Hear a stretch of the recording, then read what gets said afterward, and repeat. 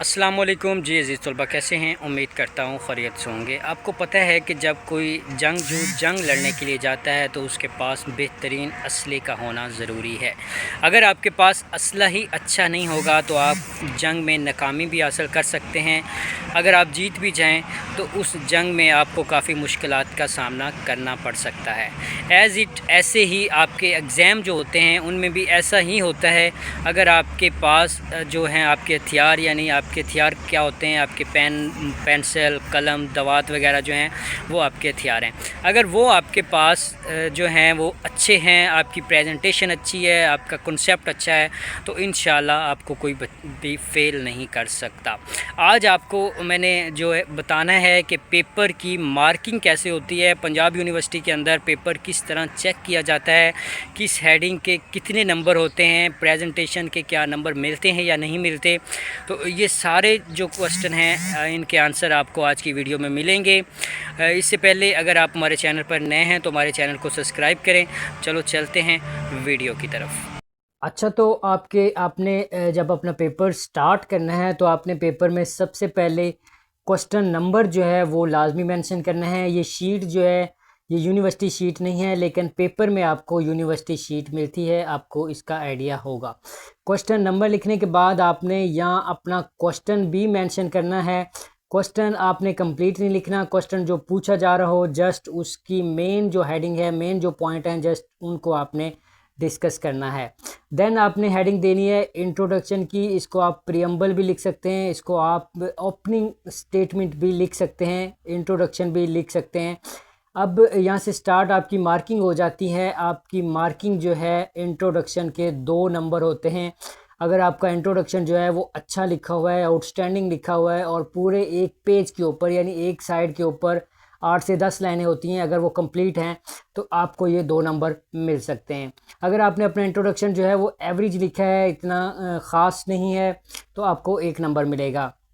Then आ जाएगा relevant provision.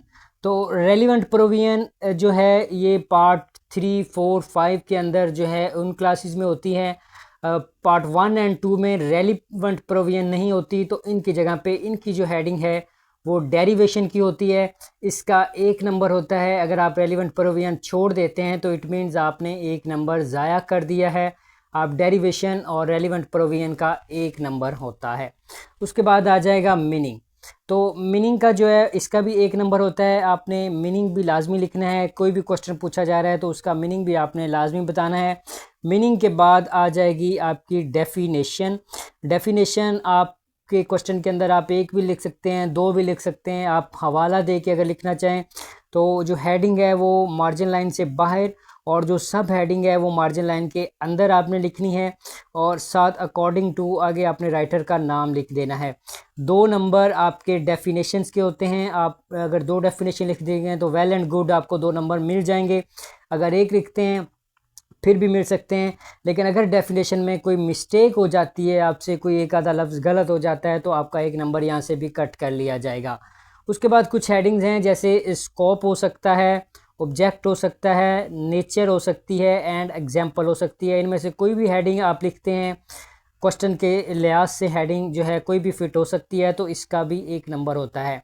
अब अगर हम इस पेज की बात करें तो इसके अंदर हमने जो देखा है इसमें इंट्रोडक्शन के 2 नंबर हैं। उसके बाद रेलिवेंट प्रोविजन का 1 नंबर 3, मीनिंग का 1 4, डेफिनेशन के 2 6 और स्कोप का 1 7 नंबर। 7 नंबर का जो पोर्शन है इतना हो गया। उसके बाद आपकी बॉडी स्टार्ट हो जाएगी क्वेश्चन की। बॉडी ऑफ क्वेश्चन जो है ये 10 मार्क्स की है, यानी क्वेश्चन आपसे पूछा क्या गया है, बॉडी उसकी क्या है, स्ट्रक्चर उसका क्या है। इसमें उसके फीचर्स हो सकते हैं, टाइप्स हो सकती हैं, हिस्ट्री, डेवलपमेंट, डिफरेंस, जो भी उसने पूछा है वो जो पोर्शन होता है वो 10 नंबर का होता है। इस पोर्शन को अगर आप बहुत आउटस्टैंडिंग लिखते हैं तो फिर भी आपको इसमें से 6 या 7 नंबर जो हैं वो मिलते होते हैं। पूरे नंबर इस पोर्शन में से आपको कभी भी नहीं मिलते। इस पोर्शन से आपके मैक्सिमम 7 नंबर तक हो जाएगा, इससे ज़्यादा नहीं मिलेंगे। देन आ जाएगा केस लॉ। केस लॉ का भी 1 नंबर है। और आगे है प्रेजेंटेशन। अब केस लॉ के बारे में मैं बता दूं कि ये भी पार्ट 3, 4 एंड 5 के लिए ज़्यादा इंपॉर्टेंट है, और जबकि पार्ट 1 एंड 2 के लिए इसकी जगह पे प्रेजेंटेशन ज़्यादा इंपॉर्टेंट है। अब प्रेजेंटेशन की अगर बात करें तो ये भी 1 नंबर की होती है और बाज़ पेपरों के अंदर प्रेजेंटेशन 2 मार्क्स की भी होती है। प्रेजेंटेशन के ऊपर आपने थोड़ा सा फोकस करना है। प्रेजेंटेशन मतलब आप यूँ लाइंस लगा सकते हैं, साइडों पे मार्जिन लाइन लगाएं। जब आप काइंड्स या टाइप्स का कोई क्वेश्चन कर रहे हो तो आप उसकी लाइंस लगा के, एरो लगा के, आप इस तरह बना के अच्छी प्रेजेंटेशन करके आप 2 नंबर गेन कर सकते हैं। लास्ट पे आपने जो करना है वो कंक्लूजन है, इसको कंक्लूड करना है, तो कंक्लूड का भी 1 नंबर है और इसके एंड पे आपने ये लाइन भी लाजमी लगानी है। इससे पता लग जाता है कि आपका क्वेश्चन यहाँ पे वाइंड अप हो रहा है। अगर आप इस तरह से अपना पेपर सॉल्व करते हैं तो इंशाल्लाह आपको 15 से 16 नंबर जो हैं वो मिल सकते हैं। और इस तरह अगर आपको 15-16 नंबर हर क्वेश्चन में मिलते रहें तो 80+ मार्क्स आप गेन कर सकते हैं। उम्मीद करता हूँ आपको ये वीडियो पसंद आई होगी। इस तरह की मज़ीद वीडियोज़ देखने के लिए हमारे चैनल के साथ जुड़े रहिए। अल्लाह हाफ़िज़।